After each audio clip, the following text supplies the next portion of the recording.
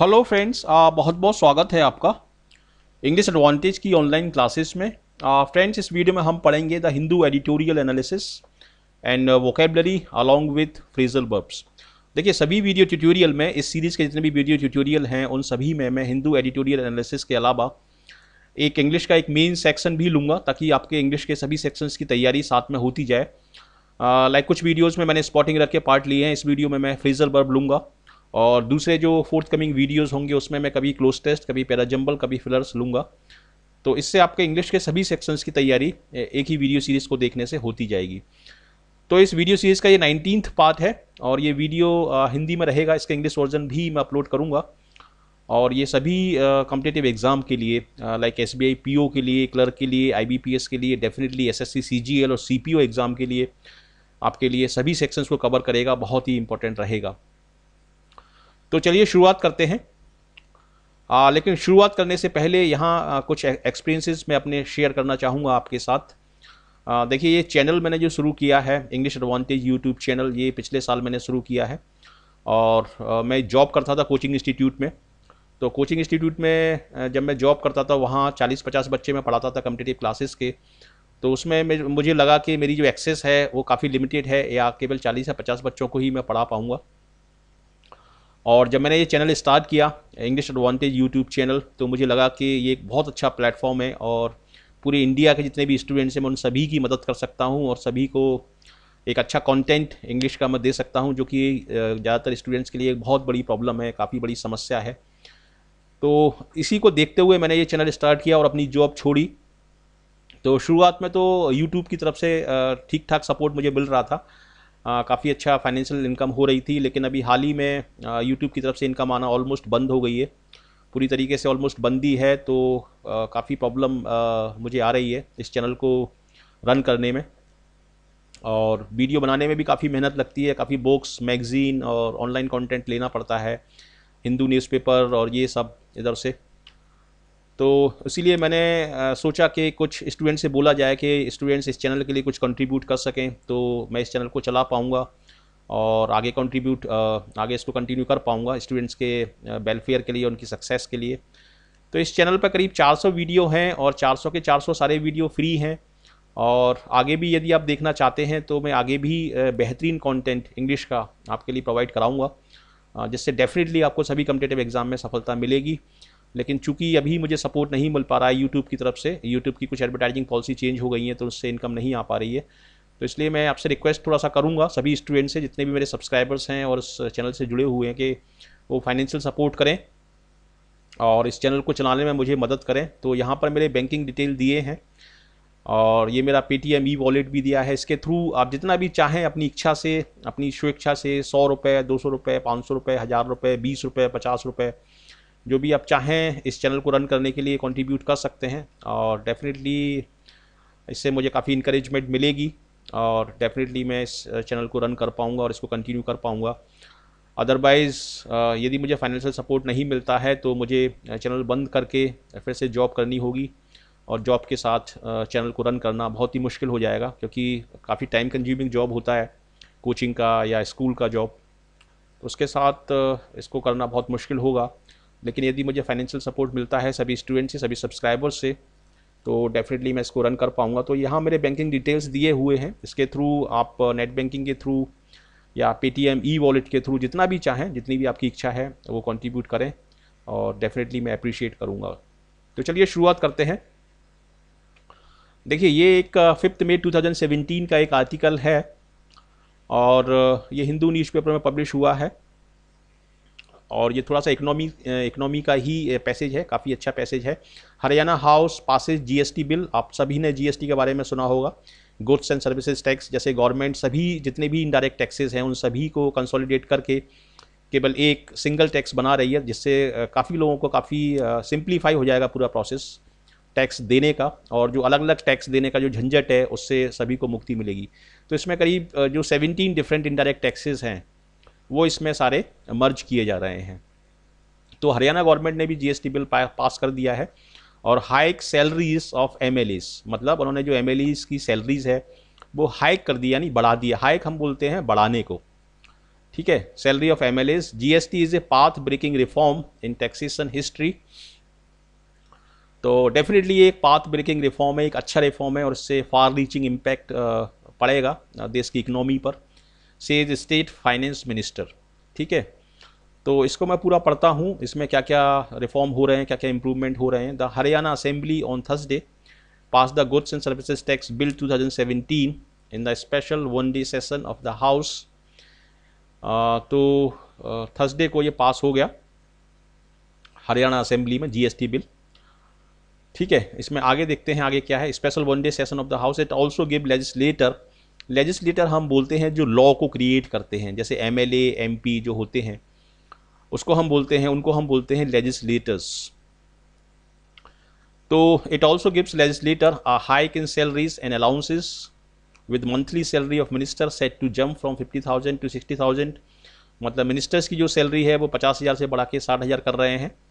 और Haryana excise and taxation minister Abhimanyu said that the GST is a path breaking reform in taxation history which will knit the entire country into a single market by ironing out distortions। Iron out का मतलब होता है differences को remove करना। ठीक है, distortions हैं, जो डिफरेंसेस हैं, जो डिविएशंस हैं, जो डिसिमिलर चीज़ें हैं, वो सारी उनको हम आयरन आउट कर देंगे और एक जैसा टैक्स, एक यूनिफॉर्म टैक्स मॉडल हम बनाएंगे। ये इसका मतलब है। Putting an end to skewed and dissimilar tax practice. Skewed का मतलब होता है टेढ़ा मेढ़ा या स्लैंटिंग, स्कूड। ठीक है, SKEWED। और डिसिमिलर मतलब इनमें असमानता है, किसी स्टेट में कुछ टैक्स है, किसी स्टेट में कुछ टैक्स है। तो ये पूरा एक ही टैक्स होगा और पूरी इंडिया में एक ही टैक्स होगा। ठीक है, इससे काफ़ी सारा पेपर वर्क बचेगा, काफ़ी सारा टाइम बचेगा और काफ़ी सारे प्रॉब्लम्स इससे दूर होंगी। ठीक है, तो ये जो जीएसटी हम ला रहे हैं ये इनडायरेक्ट टैक्सेस के लिए है, ये डायरेक्ट टैक्सेस के लिए नहीं है। डायरेक्ट टैक्स तो इनकम टैक्स होता है, तो वो तो एज इट इज चलता रहेगा, लेकिन जो 17 इनडायरेक्ट टैक्सेस हैं वो सारे इसमें मर्ज हो जाएंगे। And make the going for trade and industry a lot easier.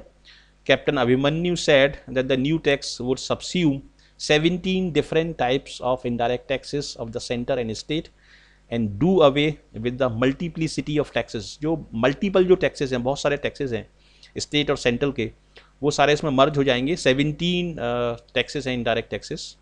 ठीक है, वो इसमें मर्ज हो जाएंगे। सबस्यूम का मतलब है कि इसके अंदर, इसमें वो एब्जॉर्ब हो जाएंगे, इसमें इंक्लूड हो जाएंगे। ठीक है, आगे मैं पढ़ता हूँ। The GST will take the feature of the value added tax. VAT ये एक्चुअली सेल टैक्स जो होता है, सेल टैक्स जो होता है उसी का है, उसी का दूसरा नाम है वैल्यू एडेड टैक्स। और इसको भी मतलब उसी में मर्ज किया जाएगा और पूरा जीएसटी ही इसको बनाया जाएगा। वैल्यू एडेड टैक्स का मतलब ये है कि यदि 80 रुपये की आपने कोई चीज़ खरीदी है और आप 100 रुपये में उसको बेच रहे हैं, तो जो वैल्यू उसमें ऐड की है आपने 20 रुपये की, उस 20 रुपये पे आपको टैक्स देना होगा। ये होता है value added tax. From state boundaries to the national level the threshold limit under the GST has been fixed at ₹20 lakh. 20 lakh की थ्रेशोल्ड लिमिट इसकी बनाई गई है, जो कि अभी 5 लाख है। मतलब 20 लाख रुपये तक का आपका टर्नओवर होता है तो उस पर कोई भी टैक्स आपको नहीं देना है।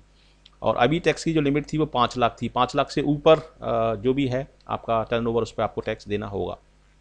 He said, Captain Abhimanyu said, another important feature of the GST was the tax practices had been harmonized to the best possible extent। इसका मतलब यह है कि उसको काफ़ी अच्छे एक्सटेंट तक, काफ़ी बेस्ट पॉसिबल एक्सटेंट तक उसको बढ़ाया गया है, 20 लाख तक बढ़ाया गया है ट्रेडर्स के वेलफेयर के लिए। ठीक है, the principle of single interface for the tax payer constitute the. तो इसमें एक लाइन मैं फिर से पढ़ के बताता हूँ। Traders under composition scheme would be required to pay tax at the rate of 0.5% under the state GST and 0.5% under the central GST। तो इस तरीके से इसको डिवाइड कर दिया गया है। टेस्ट को जितना भी रेवेन्यू आएगा उसका 50% स्टेट लेगा और 50% सेंट्रल लेगा, तो दोनों को ही इसमें कोई कॉन्फ्लिक्ट क्रिएट नहीं होगा और स्मूथ रनिंग रहेगी। He said a taxpayer will have to deal with only one taxing authority. The principle of single interface for the taxpayer constitute the। इसमें एक चीज़ और है, the manufacturer will have to pay at the rate of 1% and tax payer serving food will be paying at the rate of 2.5% under the composition scheme. तो इसमें सभी के लिए ये टैक्स रेट इसमें फिक्स किया गया है कि कौन कितना इसमें टैक्स देगा कंपोजिशन स्कीम में, और उस तरीके से ये जीएसटी बिल काम करेगा। Cornerstone of GST implementation. Therefore, the state authorities and central authorities have been cross-empowered to perform various statutory functions under the central and state laws to provide single interface to the taxpayer. इसका simple सा मतलब ये है कि चूंकि state भी इसमें काम करेगी और सेंट्रल भी काम करेगा इसमें, तो दोनों ही केस में लॉ काम करेंगे, स्टेट के भी काम करेंगे और सेंट्रल के भी काम करेंगे। तो इसीलिए जो रेवेन्यू जनरेट होगा वो दोनों 50-50% इसमें बांट लिया जाएगा। The minister added 3 bills. The assembly also passed 3 bills affecting hikes in the salary of the speaker, the deputy speaker, the leader of the opposition, minister and minister of state. ठीक है, इनकी सैलरी भी hike कर दी गई है, बढ़ा दी गई है।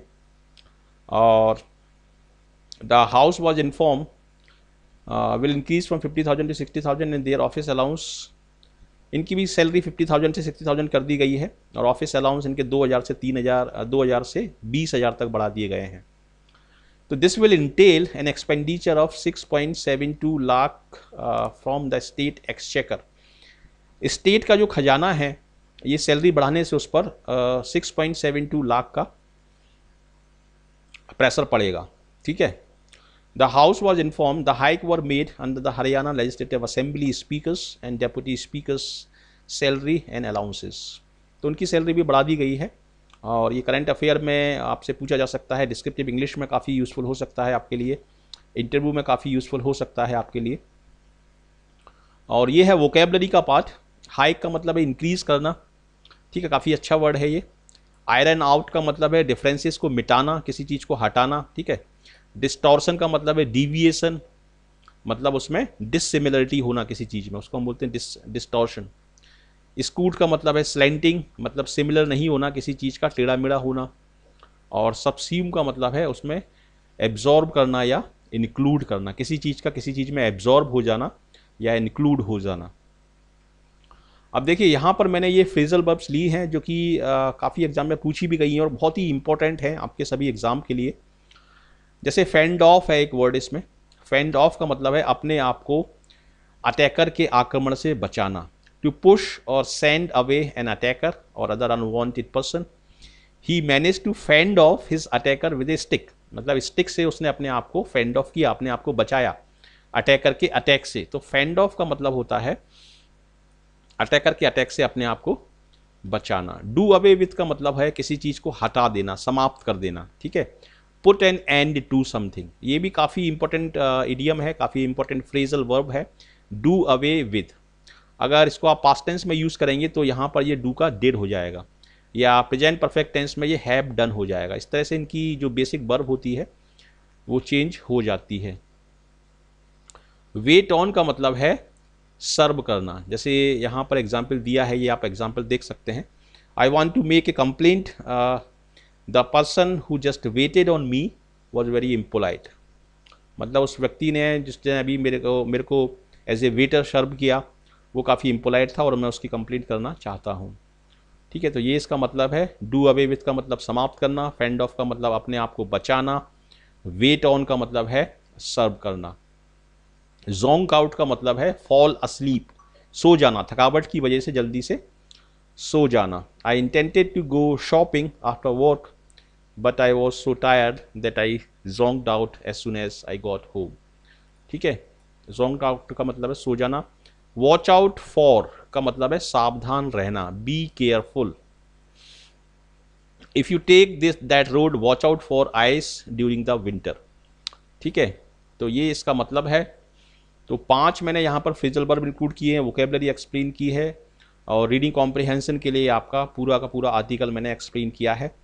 तो इस वीडियो सीरीज़ को पूरा आप एंड तक देखें और इस चैनल के सभी वीडियो आप देखें, डेफिनेटली आपको बहुत ज़्यादा कॉन्फिडेंस आएगा।